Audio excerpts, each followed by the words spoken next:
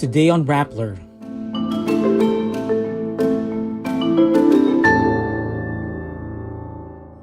Justice Secretary Boying Remulla says the alleged mastermind in the missing Sabongero case is powerful.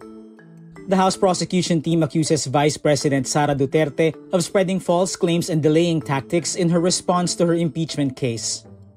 A La Union consumer group slams a court decision in favor of Villar-owned PrimeWater. Katy Perry and Orlando Bloom split up after 9 years together. And the condo residents group Cats of Satori seeks the public's help in finding their missing community cats. Justice Secretary Boying Remulla says the alleged mastermind in the missing sabungero or cockfighting enthusiasts case is powerful. He adds, the mastermind's influence can reach even the Supreme Court. Remulla also says this is something they might need to discuss with the Chief Justice, emphasizing the syndicate behind e-sabong has big money at its disposal. The Justice Secretary doesn't name the individual but says the mastermind is a prominent person.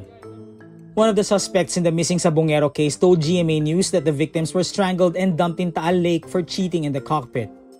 Last week, Remulla said authorities would verify this claim and would need tactical divers to search for the remains. GMA News also reported that at least 30 people were involved in the kidnappings, including about 20 police officers. In response, the National Police Commission orders an investigation into the alleged involvement of 30 policemen in the disappearance of around 34 cockfighting enthusiasts. The prosecution team counters Vice President Sara Duterte's response in her impeachment case, accusing her of spreading false claims and trying to delay the trial. The reply reads, quote, Respondent Duterte continues to perpetuate falsehood, deception, and injustice by misleading the court with, quote, inaccuracies and false contentions. The prosecution panel says the public has a, quote, fundamental right to witness the process commence without a bloodbath. It also called on the impeachment court to reject Duterte's plea to dismiss the case. Duterte was impeached on grounds of betraying public trust, violation of the Constitution, bribery, corruption, and other high crimes. She was also accused of plotting to kill President Marcos, misusing confidential funds, bribing officials, and being involved in extrajudicial killings in Davao City, among others. The reply says, quote, the severity of the charges leaves no room for technical evasion. The prosecution team adds, quote, a trial is not only warranted but necessary to reinforce justice, uphold democratic principles, and affirm that no individual stands above the law. The fate of the trial is unclear as Senate President Chis Escudero says the Senate of the 20th Congress can dismiss it with a majority vote.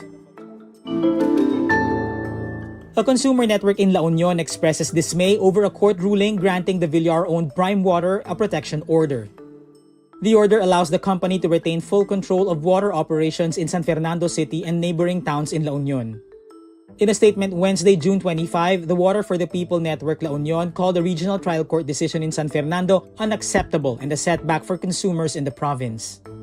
The group cites what it described as PrimeWater's quote-unquote incompetence and failure to meet its obligations under a 2016 joint venture agreement with the Metro San Fernando Water District or MSFWD.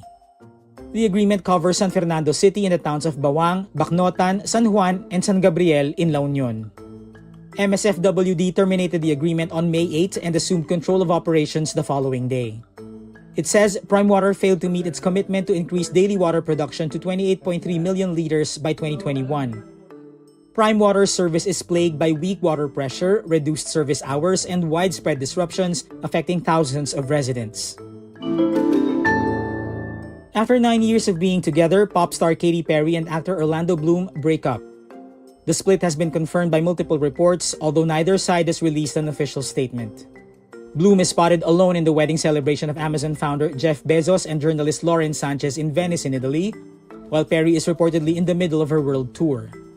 A source tells People magazine the split is amicable and, quote, they got to a point where they feel there is no going back to a healthy relationship and that it's better to live separate lives. Perry and Bloom were first seen together in January 2016 in a Golden Globe after party. They briefly split in March 2017 and were back together by February 2018. They got engaged in February 2019, but the wedding never pushed through. They welcomed a daughter, Daisy Dove, in August 2020. A residents group from a Pasig condominium are asking for the public's help in finding 9 community cats missing since June 11. The residents group, Cats of Satori, is from DMCI Homes' Satori residences. The group first grew concerned on June 11 when the cats didn't show up for their usual feeding time. Weeks later, the cats are still missing despite the group checking with the local city pounds in Pasig and Marikina. The group writes on Facebook, quote, "We're reaching out to everyone to help us find our missing community cats. They've never gone missing this long before, even during heavy rains." The group also shares a list of the missing cats along with their usual spots. Cats of Satori is encouraging the public to sign a petition addressed to DMCI homes calling for clear information on the missing felines and better protection for cats. According to the group, the Property Management Office of Satori has expressed concern and denied involvement in the disappearance of the community cats, but has yet to act on their request to access CCTV footage. And that's today's wrap. I'm JC Gotinga. Thank you for watching. Click the link below for the full story. Follow us on Rappler's YouTube, Facebook, X, Instagram, and TikTok.